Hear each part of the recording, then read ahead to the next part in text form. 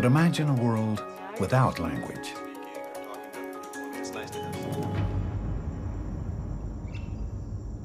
Nicaragua, Central America.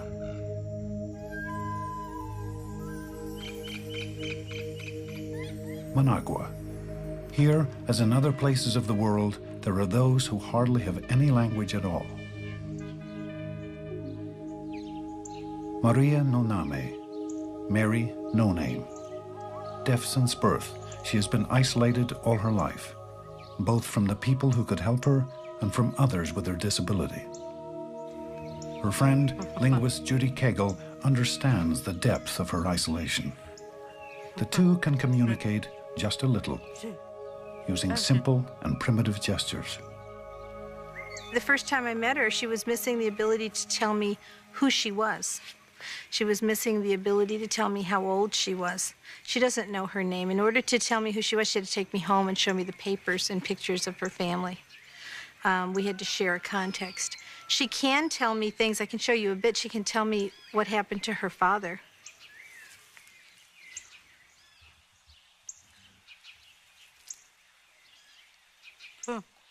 I asked her about her father dying, and she said 3, okay? What 3 meant was he was shot 3 times. I know this from working with the other deaf signer, that she said he was shot in 3 places. And that's how her father died, right? Yeah. Right. And, you know, but 3 is just not enough to give me access to the information that I would have needed had I not had prior knowledge about that. Papa. Papa.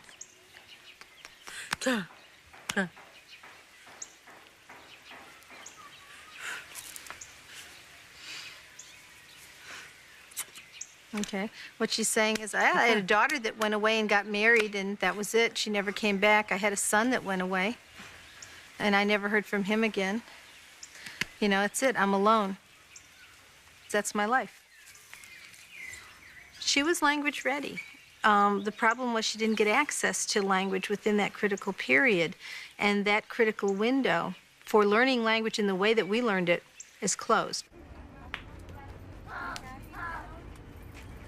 This window for language remains open until we reach age 7.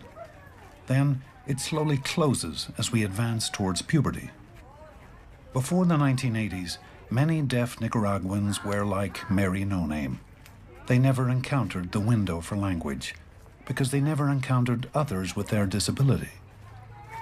But in 1980, after the Nicaraguan Revolution, the new government tried to enhance deaf people's lives. It brought deaf village children into Managua to end their isolation. Here, educators tried to teach them an existing sign language. The effort failed. The children showed little interest in learning a language forced upon them. Instead, they began communicating with each other in their own way.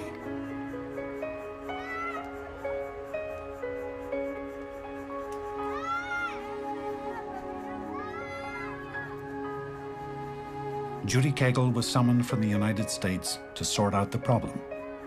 I came down thinking wherever there were deaf people, there was a sign language, and that obviously there would be a full-blown sign language in full swing here in Nicaragua.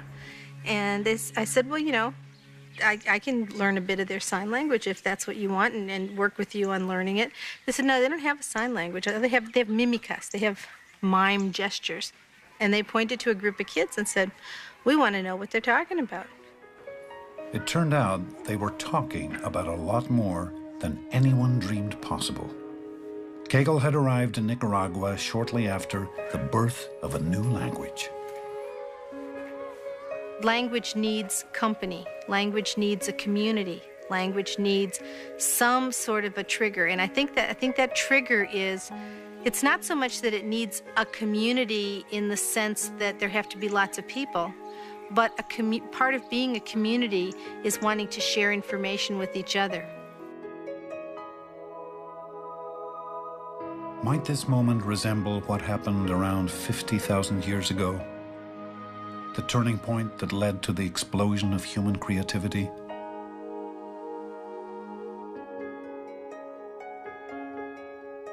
Language does not need a voice.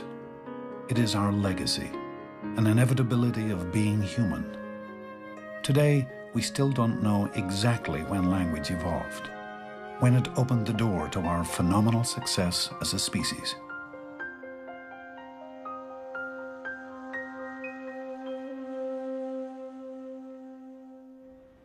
This is a verb reduplicated. But language, every language, depends on strict rules, all of them familiar. That's a role shift to man looking at the bird, then back to the man falling off the mountain, dreaming that he's going to fly like a bird. While many species can communicate, even vocalize, only human languages are driven by complex rules. Every one of our world's 6,300 languages has them. We call them syntax. In her isolation, Mary No Name never encountered syntax, but it is commonplace in the children's language. Syntax isn't the set of rules that you learned in your third grade grammar that you had to memorize so you spoke English the way you're supposed to. Syntax is, or language, the constraints on language are something that all human beings share. They're the constraints that are imparted to us by the fact that we share a single human brain. They are not just the constraints, but the ability to hierarchically organize information that allows us to construct sentences, novel sentences that have never been said before, that allows us to tell a story, that allows us to prophesy, that allows us to lie. I can surely communicate for communication's sake when I have syntax. Then I can truly use a language.